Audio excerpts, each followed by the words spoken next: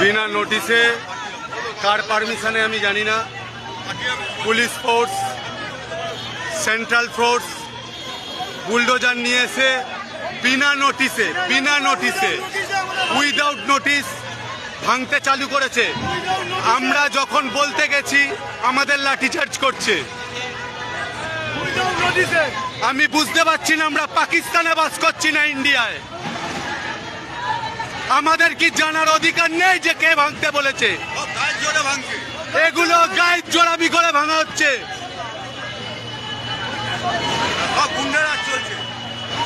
এটাকে এক কথায় গুন্ডারাজ বলে, গুন্ডারাজ। এটাকে এক কথায় গুন্ডারাজ। বিনা নোটিশে ভাঙছে, বর্দিওয়ালা পুলিশ আছে, এটাকে গুন্ডারাজ চলছে। এই রাজ খতম করতে হবে। আগামী দিনে এদের দমন করতে হবে।